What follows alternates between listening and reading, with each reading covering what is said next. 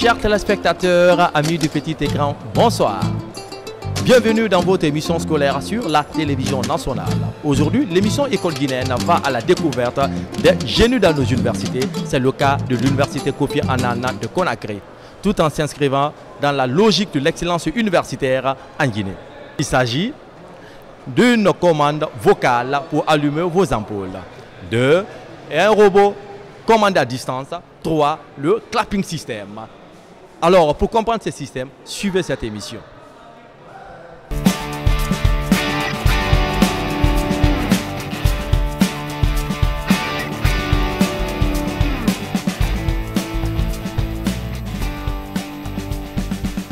Monsieur, vous venez de faire quelques innovations en électronique. Alors, qu'est-ce qui c'est? D'accord. J'ai assuré des cours en matière de génie électrique, à savoir des matières liées au domaine des énergies renouvelables, au domaine des dimensionnements des installations électriques. Et on a travaillé sur des logiciels d'application tels que la conception des schémas, la programmation des schémas électroniques, avec les différents langages de programmation. Et pour le deuxième module, on a travaillé sur des systèmes embarqués, des systèmes enfuyés. Là, on a regroupé les deux domaines d'application, et le domaine électronique et microélectronique et le domaine de programmation informatique. Et donc, par rapport aux innovations que vous avez citées... Vous êtes là depuis combien d'années? C'est depuis décembre 2015. C'est ma première année ici, à Kofi Annan. Et donc, parlez-nous de vos innovations. Donc, par rapport aux innovations, on a commencé d'abord par des systèmes intelligents qui vont commander et puis à distance n'importe quel appareil qui se trouve à la maison, que ce soit des lampes, des ventilateurs, des réfrigérateurs, des chauffe-eau, etc. Et puis on a passé à d'autres applications comme le robot que vous voyez ici présent. Et donc c'est des applications, à chaque fois on change le protocole de communication. On a commencé par la communication infrarouge via les télécommandes. On a passé à des applications qu'on va voir tout à l'heure, la démonstration via les applications Android sur téléphone. Et puis c'est des commandes par clapping, c'est-à-dire seulement avec les applaudissements comme ça qu'on va commander les... J'ai comme annoncé, j'avais parlé du clapping system. Il faut essayer de décortiquer aux téléspectateurs qui vous voient maintenant. Oui, le clapping system, c'est un système qui reçoit à chaque fois deux claps, deux applaudissements comme ça, et il y a un système de reconnaissance de cet applaudissement qui va à chaque fois transférer et convertir les données analogiques en données numériques. Il va commander une carte électronique, là où il y a notre programme qu'on a lancé à partir de notre ordinateur ici, et là il va commander l'appareil concerné.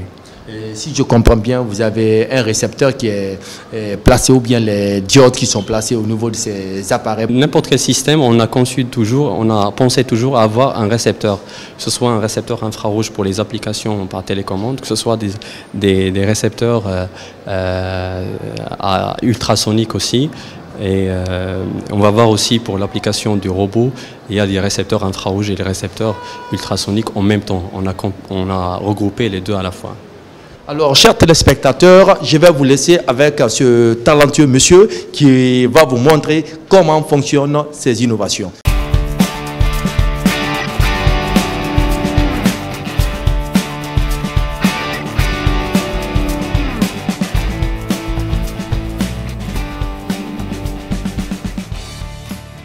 Par rapport aux applications, à l'innovation qui va commander les appareils qui se trouvent à la maison. Donc on a conçu une application Android téléchargeable sur Play Store, et que au niveau de la détection de notre récepteur, l'application Android va, à travers notre voix, va commander notre récepteur. Pour l'exemple ici, c'est la lampe qu'on a pris, et à travers le système embarqué ici. Donc on va faire une démonstration rapidement. Allume la lampe.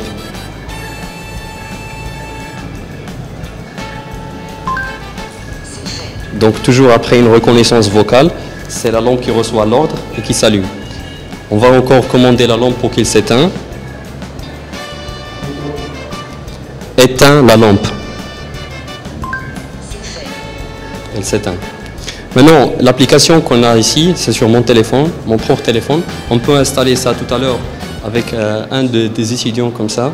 Et il va commander lui aussi l'appareil à travers l'application qu'on a conçue. Alors, monsieur? Oui. Donc l'application, elle est là. Non, mais c'est celle-là. On va détecter le module.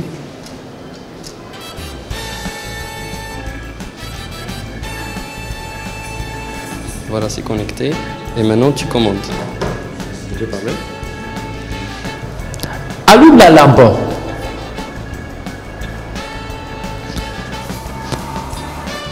Très bien. Et vous voyez, la lampe elle est déjà allumée. Éteins la lampe. Éteins la lampe. Très bien. Quelle innovation. Merci. Tout ça, ça rentre dans un projet de recherche qu'on va essayer de développer ici au sein de l'université Kofi Annan. Donc ce n'est qu'un début. Pour les années à venir, on va toujours travailler sur des systèmes intelligents comme celle-là. Et encore, on va travailler sur des robots, sur des drones. C'est toujours une liaison entre le domaine de l'électronique et le domaine de l'informatique. Parce que vous savez, un ingénieur de Kofi Annan, il va... À travers ces projets-là, il va essayer d'appliquer toute la théorie, toutes les démonstrations qu'il applique, qu'il organise au niveau de la classe, toujours au niveau de la filière génie électrique et la filière réseau télécom, pour passer au cas pratique, là où il va vraiment toucher au matériel. Il va vraiment sentir que oui, toute la partie théorique, tout ce qu'il a appris au cours des années préparatoires et au cours des années de spécialité, les 3 ans qui restent au niveau du cycle d'ingénieur, il a tout appris, il a tout appliqué. Nous avons devant vous un robot qui est là, donc j'aimerais que vous expliquiez un peu le fonctionnement de ce robot. Donc par rapport au robot, on appelle ça des smart cars, c'est des robots sous forme de petites voitures comme ça, qui sont commandés toujours à distance, qui ont des capteurs ultrasoniques et des capteurs infrarouges, qui peuvent, c'est des robots multitâches, ils peuvent à chaque fois être commandés à distance, qui peut porter même des caméras pour surveiller des coins un peu plus loin comme ça, un peu plus loin et un peu plus difficile à franchir. Et encore, il peut, si on veut par exemple tracer une route en couleur noire, en couleur rouge, il peut suivre toute la route, tout le chemin qu'on a tracé. Le robot qui fonctionne à la base d'un capteur Oui, oui, et on est en stade de finalisation, donc d'ici l'année prochaine, on va essayer de finir avec ce robot-là pour passer aux autres projets dans l'avenir. Mais sur ce robot, je vois des circuits intégrés qui sont là. Oui, oui, donc le robot, il respecte toutes les tâches à exécuter à travers le programme qu'on a conçu au niveau de l'ordinateur. Donc on essaye de concevoir et d'établir un programme déjà prédéfini. On lance le programme au niveau de notre circuit intégré ici. Et donc là, il va exécuter toutes les tâches suivant le programme qu'on a écrit. Très bien. C'est pour dire vraiment que tout est informatisé. Il faut concevoir d'abord un programme qui sera logé dans, disons, le robot qui va maintenant piloter. Exactement, justement. Oui. Et quelle autre innovation avez-vous là? Oui, donc dans l'avenir, c'est des projets qui vont porter toujours... C'est toujours des systèmes embarqués, robotisés, ou même on va travailler un peu sur les drones qui portent des caméras. On va viser un peu plus loin des caméras 3D. Donc, et on va essayer de travailler là-dessus parce que ça demande beaucoup de travail et beaucoup d'énergie à fournir. Très bien, monsieur. Mais est-ce que vos étudiants aussi sont à la hauteur pour faire des travaux comme vous? Oui, oui. Depuis mon arrivée, on a travaillé vraiment sur des logiciels. C'est-à-dire c'est toujours la partie pratique sur laquelle on va travailler. C'est toujours, on a commencé par vraiment la base, c'est des schémas électroniques, des schémas à simuler comme ça. Et puis on a passé à la partie programmation pour vraiment avoir de la base, une base solide pour effectuer ce genre de projet. Très bien. Alors sans plus tarder, je vais essayer de tendre le grassoir aux étudiants et de l'étudiant qui va vous donner ses impressions par rapport à la formation supérieure. Les impressions sur la formation, avec ce professeur d'abord, nous avions eu la détermination puisqu'il nous Il nous engage ici à fournir d'efforts, toujours à trouver nous-mêmes le résultat. Donc il ne va pas jamais nous donner les résultats, mais il nous guide. Donc ça nous amène à réfléchir, à innover et à trouver des choses qu'on ne pensait pas trouver. Maintenant, avec ce qu'on a vu aussi avec lui, finalement, nous travaillons sur le logiciel Proteus, là où on fait le schéma. Ensuite, maintenant, nous utilisons encore un autre logiciel de programmation Arduino, lequel on fait le programme. Une fois qu'on fait le programme, on compile le programme, on prend le traitement du programme, on transfère dans le schéma. Dans le schéma, Proteus, c'est un logiciel de simulation. On simule. Après avoir fini la simulation, il a ses instruments. Nous prenons la carte qui est munie d'un microcontrôleur. Nous transférons le programme à travers le PC qu'on a compilé. Ensuite, nous transférons ça dans la carte et ce qu'on a programmé et on voit ça respecte. Nos récepteurs ici, c'est des diodes. Sans plus tarder, après M. Mohamed, nous allons découvrir un autre talent. Chers téléspectateurs, suivez-moi.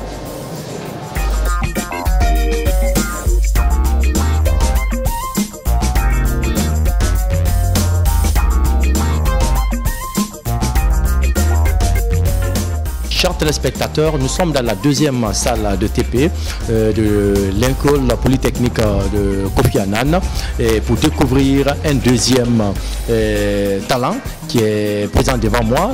Bonjour monsieur. Bonjour monsieur. Et alors, qu'est-ce qu'on peut savoir de vous, pour les innovations que vous avez faites? Oui. Présent, nous sommes dans la salle de TP. Oui. Nous faisons ici des TP en Unitrain. Unitrain, c'est le nom donné par la société qui a conçu le matériel utilisé pendant ces TP. Ce sont des TP d'électronique. Pendant ces TP, nous permettons aux étudiants de comprendre toutes les notions liées à l'électronique et qui leur permettent de comprendre leurs cours et à la pratique pour compléter leur formation ici en ingénierie. Bon, monsieur Diallo, brièvement, comment fonctionne votre consolette?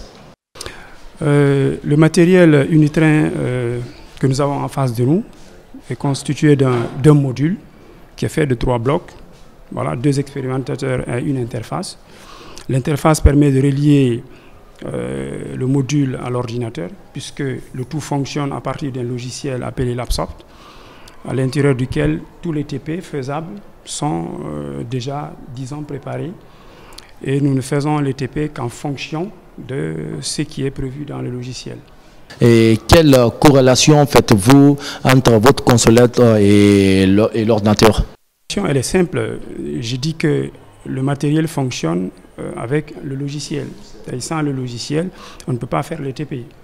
Expliquez-nous le fonctionnement de votre appareil.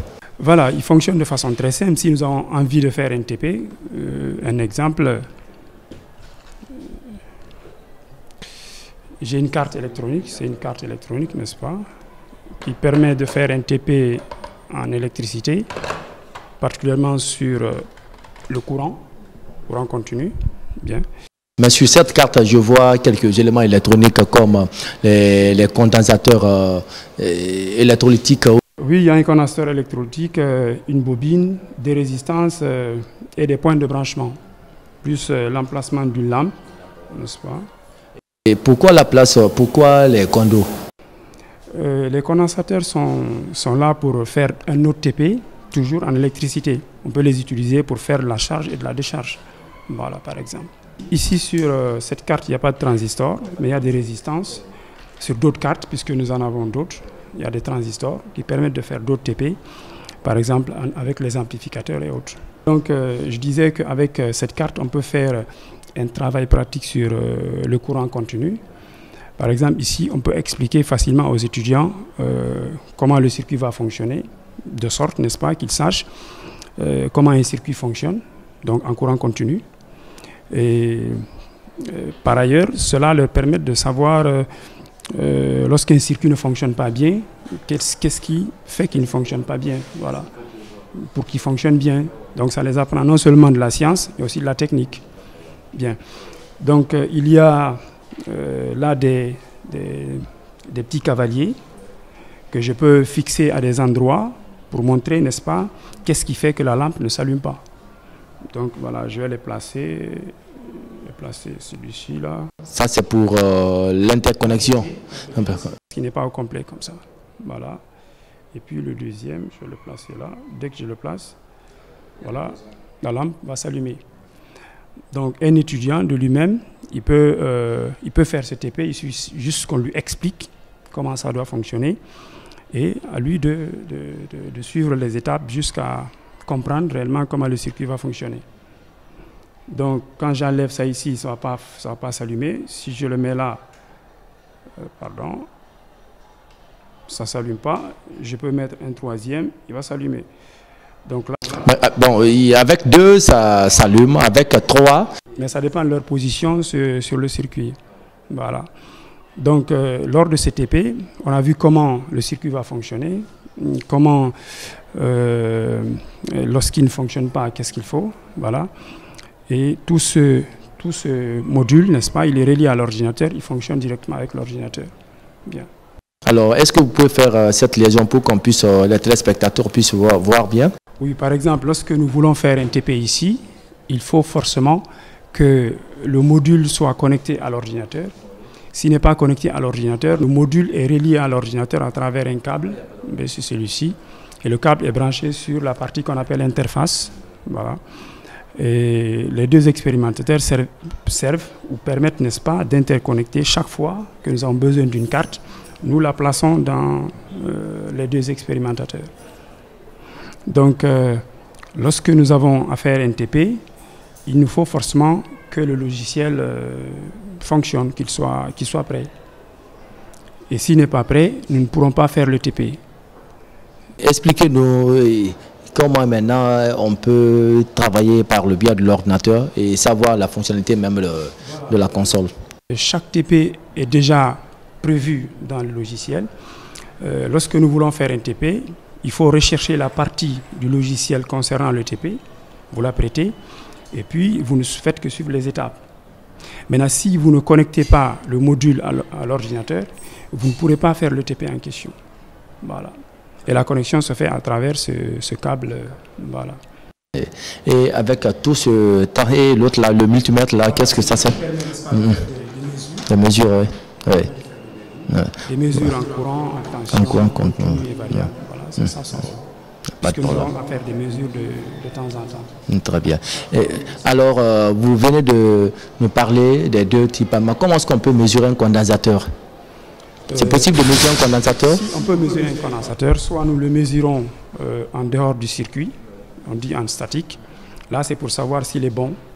S'il est bon, on le met dans le circuit. Là, si nous voulons mesurer quelque chose, quand il est dans le circuit, ce n'est plus ses paramètres, mais ce sont les caractéristiques courant et tension, par exemple, que nous pouvons mesurer. Mais est-ce que c'est tous les condensateurs qui sont mesurables?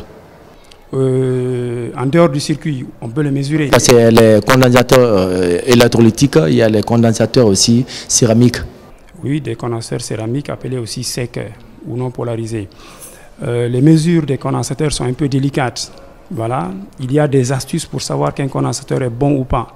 La mesure entre guillemets, si nous comparons un condensateur avec une résistance, on peut dire qu'on ne peut pas mesurer un condensateur. Mais il y a des astuces pour savoir s'il est bon ou pas.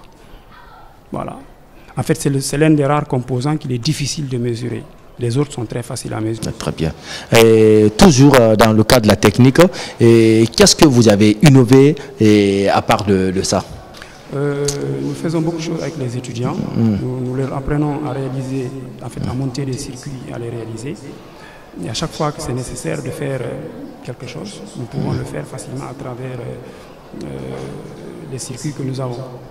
Mais est-ce que les étudiants ont déjà réalisé quelques projets? Oui, ils ont réalisé quelques projets, mais malheureusement nous ne les avons pas ici. Mais ils ont pu faire des amplificateurs, même des alimentations, ils ont pu le faire. Voilà. Alors, merci monsieur de se prêter à nos questions. Et on va essayer de tendre notre cassoir à une des étudiantes ou bien des étudiants pour au moins nous clarifier la formation qu'ils reçoivent au sein de cette université. Cette formation nous permet de comprendre réellement ce qu'on fait en théorie et en classe. Et c'était comme si on était dans le labo. C'est comme si on était là en train de pratiquer les théories qu'on voit en classe. En plus, surtout Unitrain, ça nous permet de comprendre les choses, de voir aussi tout ce qu'on a, par exemple les résistances, les transistors dont on a toujours parlé durant des années. Ça nous permet de voir tout ça. Ici, on nous apprend beaucoup de choses, pas seulement avec Unitrain, on a d'autres logiciels sur lesquels on travaille, tels que les schémas appliqués avec Proteus. C'est des logiciels de simulation de circuits électroniques, c'est-à-dire des circuits en électronique plutôt. Vous voyez, non? Ça nous permet donc, c'est beaucoup de composants dont on entendait parler au lycée, au collège qu'on n'avait jamais vu. Donc à l'aide de ces trucs, on peut voir, non seulement, on simule quand nous simulons un circuit par exemple, nous pouvons voir les anomalies directement dans l'ordinateur, s'il y a un court-circuit ou pas. Donc tous ces problèmes liés à des circuits que nous pouvons détecter et puis essayer de les corriger en fonction de ça. Ça nous donne, ces logiciels nous donnent aussi des idées de correction de certaines anomalies dans les circuits, quoi. Alors comment est-ce qu'on peut savoir un cas de court-circuit dans un circuit? Bon, par exemple avec le logiciel schéma applique, quand vous faites un montage et qu'il y a un court-circuit, ça clignote, ça vous signale et puis ça vous montre le lieu de court-circuit. Nous continuons toujours notre périple. Nous sommes à présent avec le chef du département de génie civil et qui va tout à l'heure se prêter à nos questions. Bonjour monsieur. Oui, bonjour. Monsieur, comment fonctionne votre filière?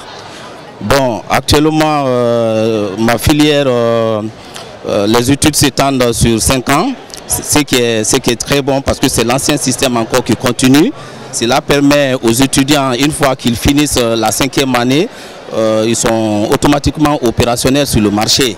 Parce que vous savez, en Guinée, pratiquement toutes les universités ont adopté le système LMD. Mais moi, je trouve que c'est de façon très précipitée. Donc, c'est seule l'université Kofi Annan qui a réussi quand même à maintenir la formation d'ingénierie sur 5 ans. Qu'est-ce que vous appelez géotechnique? Géotechnique, c'est une matière du sol, donc du comportement du sol. Vous savez, tous les ouvrages du génie civil qu'on construit, c'est sur le sol. Donc on doit chercher à connaître comment ce sol-là se comporte. Alors, vous voyez aujourd'hui en Guinée, il y a beaucoup d'ouvrages qui sont parfois détruits à cause de la méconnaissance du sol. C'est un département qui est très bien convoité dans la mesure où ça permet de former des ingénieurs électrotechniciens. Et à partir de la 3e année, nous avons 3 concentrations, à savoir la concentration électromécanique, électroénergétique et informatique industrielle. Donc c'est un département, comme ce que je viens de dire, qui est destiné à former les ingénieurs dans le domaine de l'électricité. Ces ingénieurs peuvent travailler en industrie, mais aussi dans les entreprises comme les DG, et pour répondre aux besoins de ces différentes entreprises, bien sûr. Vous venez de faire quelques innovations en électricité, en télécommunication. Quelles sont vos impressions? De très bonnes impressions parce que c'est des innovations qui vont dans le sens de promouvoir l'éducation, donc l'enseignement dans la filière, mais aussi la recherche scientifique dans notre pays. Ici à Kofi Annan, l'électricité est gérée par un des sortants de notre filière.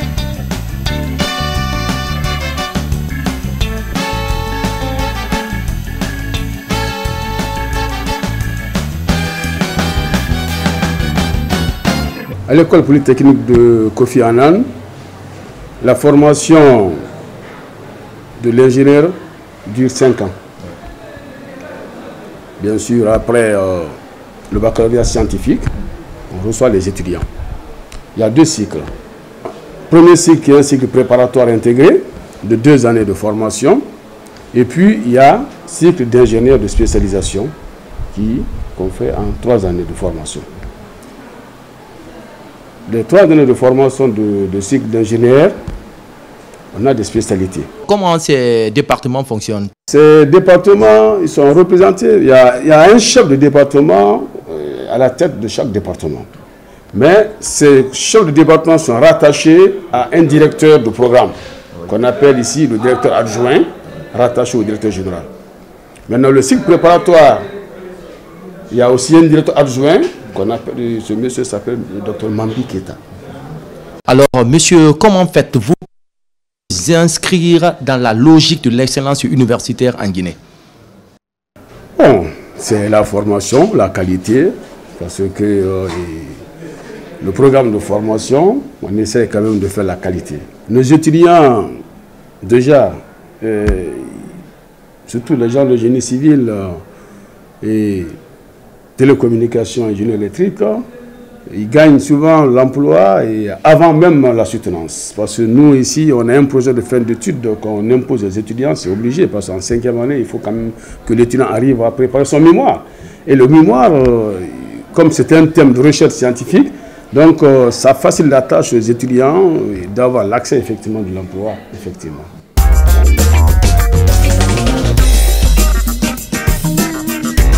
Alors, chers téléspectateurs, vous venez de voir la pratique au sein des 2 labos et à l'université Kofi Annan de Guinée. Tout le plaisir a été pour nous de vous servir où que vous soyez dans le monde. Merci, à la prochaine.